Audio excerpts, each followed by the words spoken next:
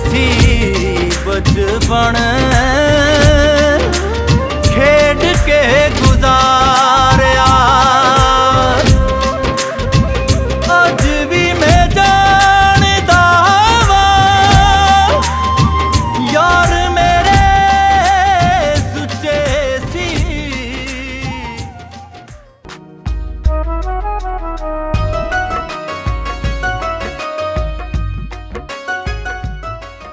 अस्सलामुअलैकुम, सत श्री अकाल, प्रणाम दोस्तों। लਹਿੰਦੇ ਚੜ੍ਹਦੇ ਵਿੱਚ ਹੁਣ ਆਣ ਜਾਣ ਜਿਹੜਾ ਨਾ ਉਹ ਖੁੱਲ੍ਹਾ ਹੋ ਗਿਆ। ਇੱਕ ਟਾਈਮ ਸੀ ਕਿ ਜਦੋਂ ਚੜ੍ਹਦੇ ਵਾਲੇ ਲਹਿੰਦੇ ਦਾ ਨਾਂ ਤੇ ਲਹਿੰਦੇ ਵਾਲੇ ਚੜ੍ਹਦੇ ਜਾਣ ਦਾ ਨਾਂ ਲੈਂਦੇ ਸੀ ਤਾਂ ਡਰ ਖੌਫ ਜਿਹੜਾ ਬਹੁਤ ਜ਼ਿਆਦਾ ਦਿਲ 'ਚ ਆ ਜਾਂਦਾ ਹੁੰਦਾ ਸੀ ਕਿ ਪਤਾ ਨਹੀਂ ਫੜ ਲਏ ਤੇ ਸਾਨੂੰ ਮੁੜ ਕੇ ਵਾਪਸ ਆਪਣੇ ਪਿੰਡ ਵੀ ਜਾਂ ਆਪਣੇ ਮੁਲਕ ਵੀ ਆਉਣ ਦੇਣਾ ਕਿ ਨਹੀਂ। ਲੇਕਿਨ ਹੁਣ ਉਹ ਸੋਚ ਬਦਲ ਗਈ ਆ। ਹੁਣ ਬਹੁਤ ਸਾਰੇ ਲੋਕ ਜਿਹੜਾ ਆਪਣਾ ਵੀਕਐਂਡ ਆਪਣਾ ਗੁਜ਼ਾਰਨ ਲਈ, ਆਪਣੇ ਰਿਸ਼ਤੇਦਾਰਾਂ ਨੂੰ ਮਿਲਣ ਲਈ ਜਾਂ ਆਪਣੇ ਯਾਰਾਂ ਬੇਲੀਆਂ ਨੂੰ ਮਿਲਣ ਲਈ ਪਾਕਿਸਤਾਨ ਦਾ ਰੁੱਖ ਕਰਦੇ ਆ। ਇਸੇ ਸਿਲਸਿਲੇ ਵਿੱਚ ਸਾਡੇ ਨਾਲ ਅੱਜ ਜਿਹੜੇ ਸਾਡੇ ਮਹਿਮਾਨ ਆ, ਦਿਲਬਹਾਰ, ਇਹ ਬਾਈ ਹੁਣੀ ਯੂਕੇ ਤੋਂ ਆਏ ਆ, ਇੰਡੀਆ ਦੇ ਰਹਿਣ ਵਾਲੇ ਆ ਤੇ ਪਾਕਿਸਤਾਨ ਦੇ ਵਿੱਚ ਕਿਹੜੀ ਕਿਹੜੀ ਜਗ੍ਹਾ ਆ ਕੇ ਫਿਰੇ ਤੁਰੇ ਆ, ਸਾਰਾ ਕੁਝ ਹੀ ਤੁਹਾਡੇ ਨਾਲ ਸਾਂਝਾ ਕਰਨਾ। ਪਹਿਲਾਂ ਤਾਂ ਜੀ ਵੈਲਕਮ ਕਰਦੇ ਹਾਂ ਤੁਹਾਨੂੰ। ਥੈਂਕ ਯੂ ਜੀ, ਮਿਹਰਬਾਨੀ। ਸਾਨੂੰ ਇਹ ਦੱਸੋ ਕਿ ਪਾਕਿਸਤਾਨ ਤੁਸੀਂ ਕਦੋਂ ਆਏ, ਕਿੰਨੇ ਦਿਨ ਹੋ ਗਏ ਤੁਹਾਨੂੰ? ਪਾਕਿਸਤਾਨ ਮੈਨੂੰ ਆਏ ਨੂੰ ਤਕਰੀਬਨ 16 ਜਾਂ 17 ਦਿਨ ਹੋ ਗਏ। ਅੱਛਾ, ਹਾਂਜੀ। ਕਿੰਨੇ ਸਾਲਾਂ ਬਾਅਦ ਆਏ? ਜੀ ਮੈਂ ਤਕਰੀਬਨ 35 ਸਾਲ ਬਾਅਦ ਆਇਆ ਇੱਥੇ। 35 ਸਾਲ ਬਾਅਦ? ਹਾਂਜੀ, 35 ਸਾਲ ਬਾਅਦ ਆਇਆ। ਆਪਣੀ ਰਿਸ਼ਤੇਦਾਰੀ ਹੈ ਇੱਥੇ? ਹਾਂਜੀ, ਮੇਰੇ ਜਿਹੜੇ ਦਾਦਕੇ ਉਹ ਸਾਰੇ ਹੀ ਇੱਥੇ ਇੰਡੀਆ ਵਿੱਚ ਸੌਰੀ ਪਾਕਿਸਤਾਨ ਵਿੱਚ। ਨਾਨਕੇ ਮੇਰੇ ਇੰਡੀਆ ਵਿੱਚ। ਨਾਨਕੇ ਤੁਹਾਡੇ ਇੰਡੀਆ ਵਿੱਚ? ਹਾਂਜੀ, ਨਾਨਕੇ ਮੇਰੇ ਇੰਡੀਆ ਤੋਂ ਆਪਾਂ ਕਿਹੜੇ ਇਲਾਕੇ ਨੂੰ ਬਿਲੋਂਗ ਕਰਦੇ ਹਾਂ? ਫਗਵਾੜਾ ਜੀ। ਫਗਵਾੜਾ? ਖਾਸ ਫਗਵਾੜਾ। ਅੱਛਾ, ਹਾਂਜੀ। ਹਾਲ ਮੁਕੀਮ ਆਪਾਂ ਉੱਥੇ ਯੂਕੇ 'ਚ? ਹਾਂਜੀ, ਹੁਣ ਅਸੀਂ ਯੂਕੇ ਦੇ ਰੈਜ਼ੀਡੈਂਟ ਹਾਂ। ਹਾਂਜੀ। ਕਿੰਨੇ ਸਾਲ ਤੋਂ ਉੱਥੇ ਰਹਿ ਰਹੇ ਹਾਂ? ਤਕਰੀਬਨ 14 ਸਾਲ ਹੋ ਗਏ। 35 ਸਾਲ ਬਾਅਦ ਆਪਾਂ ਇੱਥੇ ਆਏ ਹਾਂ। 35 ਸਾਲ ਬਾਅਦ ਕਿੱਦਾਂ ਦਿਲ ਕੀਤਾ ਆਉਣ ਨੂੰ? ਕਿਹੜੀ ਚੀਜ਼ ਨੇ ਖਿੱਚ ਮਾਰੀ ਵੀ ਜਾਣਾ ਚਾਹੀਦਾ? ਪਿਆਰ ਨੇ। ਅੱਛਾ। ਕਿਉਂਕਿ ਮੈਂ ਇੱਥੇ ਪਹਿਲਾਂ 2 ਵਾਰੀ ਆ ਚੁੱਕਾ ਆਪਣੇ ਪਾਪਾ ਜੀ ਦੇ ਨਾਲ। ਛੋਟੇ ਹੁੰਦੇ ਤਕਰੀਬਨ 35 ਸਾਲ ਪਿੱਛੇ ਚੱਲ ਜੀ। ਹਾਂਜੀ।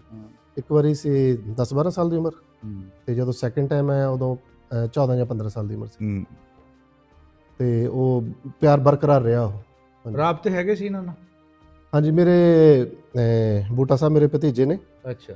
ਇਹਨਾਂ ਨੇ ਫੇਸਬੁੱਕ ਤੋਂ ਇਹਨਾਂ ਦੇ ਬੱਚਿਆਂ ਨੇ ਮੇਰੇ ਨਾਲ ਦੁਬਾਰਾ ਫਿਰ ਕੰਟੈਕਟ ਕੀਤੇ ਇਹਨਾਂ ਨੇ। ਅੱਛਾ, ਫੇਸਬੁੱਕ ਤੋਂ ਦੁਬਾਰਾ ਤੁਹਾਡੇ ਨਾਲ ਕਨੈਕਟ ਹੋਏ ਆ? ਹਾਂਜੀ। ਉਦਾਂ ਟੈਲੀਫੋਨ ਰਾਬਤਾ ਨਹੀਂ ਸੀਗਾ? ਬਹੁਤ ਕਦੀ ਹੀ ਹੋ ਜਾਂਦਾ ਸੀ ਜਦੋਂ ਕਿਸੇ ਦਾ ਕੋਈ ਨੰਬਰ ਮਿਲ ਜਾਵੇ। ਨਹੀਂ ਤਾਂ ਫਿਰ ਇਹਨਾਂ ਦੇ ਬੱਚਿਆਂ ਨੇ ਮੇਰੇ ਨਾਲ ਕੰਟੀਨਿਊ ਅਟੈਚ ਰਹੇ। ਫਿਰ ਫੋਨ ਵੀ ਕਰਨ ਲੱਗ ਪਏ। ਅੱਛਾ। ਫਿਰ ਮੇਰਾ ਮਨ ਕਾਲਾ ਪੈਣ ਲੱਗ ਪਿਆ ਇੱਧਰ ਜਾਣਾ ਚਾਹੀਦਾ। ਹਾਂਜੀ, ਫਿਰ ਆਉਣਾ ਚਾਹੀਦਾ। ਪਿਛਲੇ ਸਾਲ ਮੈਂ ਇੰਡੀਆ ਗਿਆ ਸੀ ਤਾਂ ਮੈਂ ਕਰਤਾਰਪੁਰ ਸਾਹਿਬ ਦਾ ਵੀਜ਼ਾ ਅਪਲਾਈ ਕੀਤਾ। ਅੱਛਾ।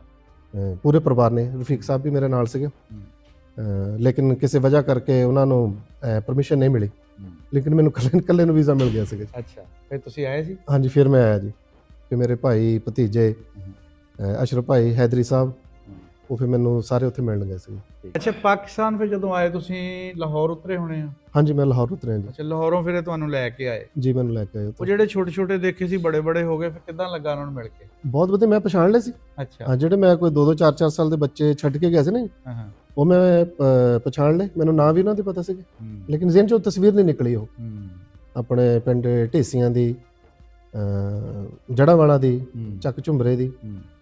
ਤੇ ਹੁਣ ਤੁਸੀਂ ਕਿਹੜੇ ਪਾਕਿਸਤਾਨ ਦੇ ਜਿਹੜੇ ਪਿੰਡ ਜਾਂ ਸ਼ਹਿਰ ਜਾਂ ਇਲਾਕੇ ਕਿਹੜੇ ਘੁੰਮ ਫਿਰ ਲਏ? ਹੁਣ ਜੀ ਮੈਂ ਲਾਹੌਰ, ਜੜਾਂਵਾਲਾ, ਆਪਣਾ ਪਿੰਡ ਢੇਸੀਆਂ, ਫੈਸਲਾਬਾਦ, ਚੱਕ ਝੁੰਬਰਾ। ਅੱਛਾ। ਤੇ ਹੁਣ ਨਨਕਾਣਾ ਸਾਹਿਬ ਵੀ ਜਾਣਾ। ਨਨਕਾਣਾ ਸਾਹਿਬ ਵੀ ਜਾਣਾ? ਹਾਂਜੀ। ਠੀਕ ਹੈ। ਤੇ ਕੀ ਮਿਲਿਆ? ਪਿਆਰ ਕਿੰਨਾ ਕੁ ਮਿਲਿਆ? ਬੇਸ਼ੁਮਾਰ, ਸੋਚ ਵੀ ਨਹੀਂ ਸਕਦੇ, ਸੋਚ ਤੋਂ ਵੀ ਅੱਗੇ। ਹਰ ਪਾਸੇ ਵੀ ਜਿੱਥੇ ਜਾਣਾ। ਸੁਣਾਓ ਕੋਈ ਤੁਹਾਨੂੰ ਬਹੁਤ ਚੰਗਾ ਲੱਗਾ ਹੋਵੇ ਪਾਕਿਸਤਾਨ ਦੇ ਲੋਕਾਂ ਨੂੰ? ਰਿਸ਼ਤੇਦਾਰਾਂ ਨੇ ਤਾਂ ਸੱਜਣਾ ਪਿਆਰਾਂ ਨੂੰ ਕਰਨਾ ਹੀ ਸੀਗਾ। ਜਿਹੜੇ ਮੇਰੇ ਭਾਈ ਸਾਹਿਬ, ਮੇਰੇ ਭਤੀਜਾ ਬੂਟਾ ਜੀ, ਉਹਨਾਂ ਦੇ ਵੀ ਜਿੰਨੇ ਸੱਜਣ ਮਿੱਤਰ ਆ, ਉਹਨਾਂ ਦੇ ਪਾਰਟਨਰ ਆ, ਬਿਜ਼ਨਸ ਪਾਰਟਨਰ ਆ, ਉਹਨਾਂ ਨੇ ਵੀ ਹੱਦ ਤੋਂ ਜ਼ਿਆਦਾ ਕੀਤਾ। ਸੋਚ ਤੋਂ ਪਰੇ ਆ ਜੀ। ਔਰ ਇਹਨਾਂ ਨਾਲ ਹਾਲੇ ਤੱਕ ਲੜ ਰਹੇ ਇਹਨਾਂ ਦੇ ਜਿਹੜੇ ਸੰਗੀ ਸਾਥੀ ਆ ਵੀ ਤੂੰ ਭਾਈ ਆਪਣੇ ਇੰਡੀਆ ਵਾਲੇ ਬੰਦੇ ਨੂੰ ਲੈ ਕੇ ਨਹੀਂ ਆਇਆ ਹਾਲੇ ਤੱਕ ਸਾਡੇ ਕੋਲ।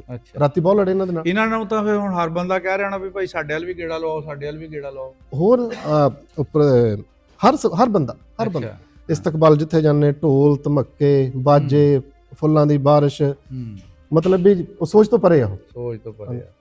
ਕਦੀ ਇੰਨਾ ਦੋਨੇ ਹੀ ਪੰਜਾਬ ਇੱਕੋ ਜਿਹਾ ਹੀ ਆ, ਲਹਿੰਦਾ ਚੜ੍ਹਦਾ, ਲੇਕਿਨ ਜਿੰਨਾ ਪਿਆਰ ਇੱਥੇ ਮਿਲਿਆ ਨਾ, ਬਹੁਤ ਭਾਗਾਂ ਤੁਸੀਂ ਵਾਲਾ ਕਿਉਂਕਿ ਕੰਮ ਹੈ। ਪੱਗ ਨਹੀਂ ਬੰਨੀ ਹੈਗੀ, ਜੇ ਤੁਸੀਂ ਪੱਗ ਬੰਨੀ ਹੁੰਦੀ ਤਾਂ ਫਿਰ ਤਾਂ ਹਰ ਬੰਦੇ ਨੂੰ ਕਿਸੇ ਨੂੰ ਦੱਸਣਾ ਪੈਣਾ ਹੀ ਨਹੀਂ ਸੀ ਵੀ ਇਹ ਬੰਦਾ ਇੰਡੀਅਨ ਆ, ਹਾਂਜੀ ਠੀਕ ਆ।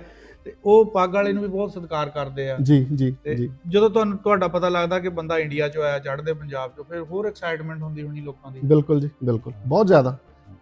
ਫੈਸਲਾਬਾਦ ਸੀ ਗਏ ਸੀਗੇ ਕੁਝ ਸ਼ਾਪਿੰਗ ਕਰਨ ਵਾਸਤੇ। ਜਦ ਉਹਨੂੰ ਪਤਾ ਲੱਗਾ ਵੀ ਇਹ ਫਗਵਾੜੇ ਦੇ ਆ, ਤਾਂ ਜਿਹੜੇ ਉਹ ਦੁਕਾਨ ਦੇ ਮਾਲਕ ਸੀਗੇ ਉਹ ਕਹਿੰਦੇ ਅਸੀਂ ਜਲੰਧਰ ਦੇ ਆ। ਅੱਛਾ।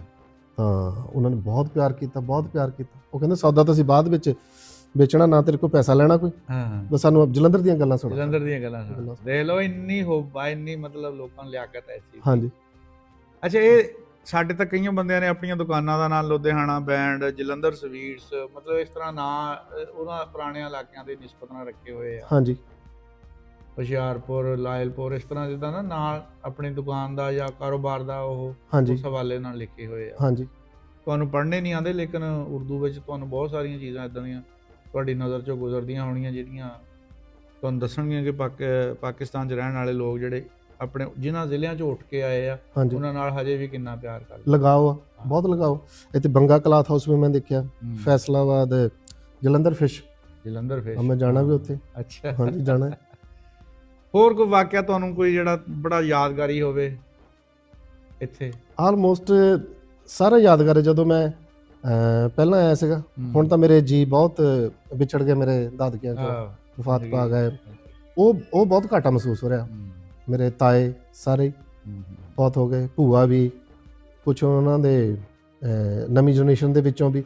ਉਹ ਬਹੁਤ ਮਨ ਦੁਖਦਾ, ਬਹੁਤ ਦੁਖਦਾ ਮਨ। ਦੇਖੋ ਜੀ, 35 ਸਾਲ ਦਾ ਇੱਕ ਲੰਬਾ ਅਰਸਾ ਹੁੰਦਾ ਜਿਹਦੇ ਵਿੱਚ ਤੁਸੀਂ ਬਹੁਤ ਸਾਰੀਆਂ, ਤੁਹਾਡੀ ਜਨਰੇਸ਼ਨ ਦੇ ਵਿੱਚ ਨਵੇਂ ਆਏ ਤੇ ਬਹੁਤ ਸਾਰੇ ਜਿਹੜੇ ਪੁਰਾਣੇ ਉਹ ਅੱਲਾ ਨੂੰ ਪਿਆਰੇ ਹੋ ਗਏ। ਬਿਲਕੁਲ, ਠੀਕ ਆ। ਉਹ ਨਵਿਆਂ ਨੇ ਜਿਨ੍ਹਾਂ ਨੇ ਤੁਹਾਨੂੰ ਦੇਖਿਆ ਨਹੀਂ ਹੈਗਾ, ਜਿਨ੍ਹਾਂ ਨੂੰ ਤੁਸੀਂ ਨਹੀਂ ਜਾਣਦੇ, ਲੇਕਿਨ ਉਹ ਜਿਹੜੇ ਪੁਰਾਣੇ ਜਿਹੜੇ ਚਲ ਗਏ, ਜਿਨ੍ਹਾਂ ਨਾਲ ਥੋੜੀ ਕਿਤੇ ਨਾ ਕਿਤੇ ਗੱਪਸ਼ਪ ਰਹੀ ਜਾਂ ਉਹਦੀਆਂ ਦੀ ਗੱਲਾਂ ਬੁੜਿਆਂ ਤੋਂ ਸੁਣੀਆਂ ਆ, ਹਾਂਜੀ, ਫਰਕ ਪੈਂਦਾ ਆ। ਇਹ ਜਿਹੜੇ ਨਵੇਂ ਨਾਲੋਂ ਵੀ ਪਿਆਰ ਉਨਾ ਹੀ ਮਿਲਿਆ। ਉਨਾ ਹੀ ਮਗਰ ਲੱਗੇ ਫਿਰਦੇ। ਮੇਰਾ ਭਾਣਜਾ ਇੱਥੇ ਐਡਵੋਕੇਟ ਹੈ, ਉਹ ਆਪਣਾ ਸਾਰਾ ਕੁਝ ਆਫ ਕਰਕੇ, ਕਲੋਜ਼ ਕਰਕੇ ਤਾਂ ਮੇਰੇ ਨਾਲ ਘੁੰਮ ਫਿਰ ਰਹੇ, ਹਰ ਥਾਂ ਮੈਨੂੰ ਲੈ ਕੇ ਜਾ ਰਹੇ। ਜਿੱਥੇ ਜਿੱਥੇ ਵੀ ਰਿਸ਼ਤੇਦਾਰੀ ਇੰਨੀ ਕਿਆ ਵੀ ਬਹੁਤ ਸਾਰੇ ਰਿਸ਼ਤੇਦਾਰ ਨਾਰਾਜ਼ ਹੋ ਰਹੇ। ਹਰ ਰੋਜ਼ ਮੇਰੇ 4-5 ਟ੍ਰਿਪ ਹੁੰਦੇ ਆ ਰਿਸ਼ਤੇਦਾਰਾਂ ਦੇ ਘਰੇ, ਔਰ ਮੈਂ ਆਇਆ ਵੀ ਇਸ ਵਾਸਤੇ ਹੀ ਆ। ਹਾਂਜੀ, ਸਪੈਸ਼ਲੀ। ਅੱਛਾ, ਹੁਣ ਇਸ ਤੋਂ ਬਾਅਦ ਤੁਸੀਂ ਆਪਣਾ ਵਾਪਸ ਯੂਕੇ ਜਾਣਾ ਜਾਂ ਇੰਡੀਆ ਜਾਣਾ? ਨਹੀਂ, ਵਾਪਸ ਮੈਂ ਇੰਡੀਆ ਜਾ ਰਿਹਾ ਹੁਣ, ਤੇ ਕੋਈ 10 ਕੁ ਦਿਨ ਆਪਣੀ ਮਾਂ ਕੋਲ ਰਹੂੰਗਾ, ਫਿਰ ਉੱਥੋਂ ਫਲਾਈਟ ਲੈ ਕੇ ਫਿਰ। ਜਦੋਂ ਤੁਸੀਂ ਆਏ ਉਦੋਂ ਸਿੱਧੇ ਇੰਡੀਆ, ਯੂਕੇ ਤੋਂ ਆਏ ਜਾਂ ਇੰਡੀਆ 'ਚ ਹੋ ਕੇ ਆਏ ਸੀ? ਨਹੀਂ, ਸਿੱਧਾ ਮੈਂ ਇੰਗਲੈਂਡ ਤੋਂ ਆਇਆ ਜੀ। ਤੁਹਾਨੂੰ ਫਿਰ ਫਰਮਾਇਸ਼ਾਂ ਤਾਂ ਕੀਤੀਆਂ ਹੋਣੀਆਂ ਵੀ ਪਾਕਿਸਤਾਨ ਨੂੰ ਸਾਡੇ ਲਈ ਫਲਾਨੀ ਸ਼ੈ ਲੈ ਆਓ, ਫਲਾਨੀ ਸ਼ੈ? ਨਹੀਂ, ਕਿਸੇ ਨੇ ਮੈਨੂੰ ਕੁਝ ਨਹੀਂ ਕਿਹਾ। ਮੈਂ ਪੁੱਛਿਆ, ਲੇਕਿਨ ਮੈਨੂੰ ਕਿਸੇ ਨੇ ਨਹੀਂ ਕੁਝ ਕਿਹਾ। ਵੀ ਕਹਿੰਦੇ ਸਿਰਫ ਸਾਡੇ ਚਾਚੇ ਦੀ ਨਿਸ਼ਾਨੀ ਆ, ਇਹ ਆ ਜਾਵੇ ਸਾਡੇ ਕੋਲ, ਬਸ, ਸਾਨੂੰ ਕੁਝ ਨਹੀਂ ਚਾਹੀਦਾ। ਨਹੀਂ, ਇੰਡੀਆ ਵਾਲਿਆਂ ਨੇ, ਤੁਸੀਂ ਇੱਥੋਂ ਪਾਕਿਸਤਾਨ 'ਚ ਹੋ ਕੇ ਜਾਣਾ ਨਾ ਹੁਣ? ਇੱਥੋਂ ਚਾਦਰਾਂ ਦੀ ਫਰਮਾਇਸ਼, ਅੱਛਾ, ਪਸ਼ੌਰੀ ਚੱਪਲਾਂ ਦੀ ਫਰਮਾਇਸ਼, ਤਿੱਲੇ ਵਾਲੀਆਂ ਵੀ, ਇੱਕ ਜਿਹੜੀਆਂ ਬਲੈਕ ਜਾਂ ਬਰਾਊਨ ਆ, ਉਹ ਮੰਗਾਏ ਜ਼ਿਆਦਾ ਉਹਨਾਂ ਨੇ। ਸਲਵਾਰਾਂ ਕਮੀਜ਼ਾਂ ਮੰਗਾਈਆਂ ਉਹਨਾਂ ਨੇ। ਹਾਂਜੀ। ਤੇ ਤੁਸੀਂ ਦੇਖੋ, ਆਪਣੇ ਹੁਣ ਮੁਲਕ ਜਿਹੜੇ ਅੱਜ ਤੋਂ ਅਗਰ ਆਪਾਂ 5-6 ਸਾਲ ਪਿੱਛੇ ਦੀ ਗੱਲ ਕਰੀਏ ਤਾਂ ਟੈਲੀਫੋਨ ਤੇ ਰਾਬਤਾ ਕਰਨ ਤੋਂ ਲੋਕ ਡਰਦੇ ਸੀ। ਹਾਂਜੀ, ਕਹਿੰਦੇ ਸੀ ਪਤਾ ਨਹੀਂ ਸਾਨੂੰ ਏਜੰਸੀਆਂ ਨੇ ਚੱਕ ਕੇ ਲਿਆ। ਹਾਂਜੀ। ਹੁਣ ਉਹ ਖੌਫ ਖਤਮ ਹੋ ਗਿਆ। ਖੌਫ ਖਤਮ ਹੈ ਜੀ। ਆਉਣ ਵਾਲੇ ਟਾਈਮ 'ਚ ਆਪਾਂ ਹੋਰ ਬਿਹਤਰੀ ਦੀ ਉਮੀਦ ਰੱਖ ਸਕਦੇ ਹਾਂ, ਜਿਸ ਤਰ੍ਹਾਂ ਕਰਤਾਰਪੁਰ ਕੋਰੀਡੋਰ ਖੁੱਲਿਆ ਆ। ਬਿਲਕੁਲ ਜੀ। ਇੱਕ ਐਸਾ ਪੁਆਇੰਟ ਜਿੱਥੇ ਤੁਸੀਂ ਆਪਣੇ ਸਵੇਰ ਨੂੰ ਜਾ ਕੇ ਸ਼ਾਮ ਨੂੰ ਮਿਲ ਕੇ ਘਰ ਵਾਪਸ ਜਾ ਸਕਦੇ ਹੋ। ਵਾਘੇ ਬਾਰਡਰ ਤੇ ਵੀ ਇਹੋ ਜਿਹਾ ਕੋਈ ਹੋਣਾ ਚਾਹੀਦਾ। ਅਗਰ ਆਮਣੋ ਸਾਹਮਣੇ ਖੜ ਕੇ ਵੀ ਇੱਕ ਦੂਏ ਨੂੰ ਦੇਖ ਲੈਣ, ਹਾਂ, ਵਾਘਾ ਬਾਰਡਰ ਤੇ, ਤਾਂ ਮਨ ਨੂੰ ਬਹੁਤ ਤਸੱਲੀ ਮਿਲਦੀ, ਬਹੁਤ ਤਸੱਲੀ। ਹੁਣ ਇੰਗਲੈਂਡ ਤੋਂ ਵੀ ਕਈ ਜਿਹੜੇ ਵਿਛੜੇ, ਉਹਨਾਂ ਨੇ ਮੈਨੂੰ ਆਪਣੇ ਰਿਸ਼ਤੇਦਾਰਾਂ ਦੇ ਐਡਰੈਸ ਦੇ ਕੇ, ਟੈਲੀਫੋਨ ਦੇ ਕੇ ਭੇਜੇ, ਤੇ ਮੈਂ ਉਹਨਾਂ ਨੂੰ ਵੀ ਮਿਲ ਕੇ ਆਇਆ। ਫਿਰ ਕੱਲ ਉਹਨਾਂ ਦੀਆਂ ਗੱਲਾਂ ਕਰਾਈਆਂ ਉਹਨਾਂ ਦੇ ਨਾਲ।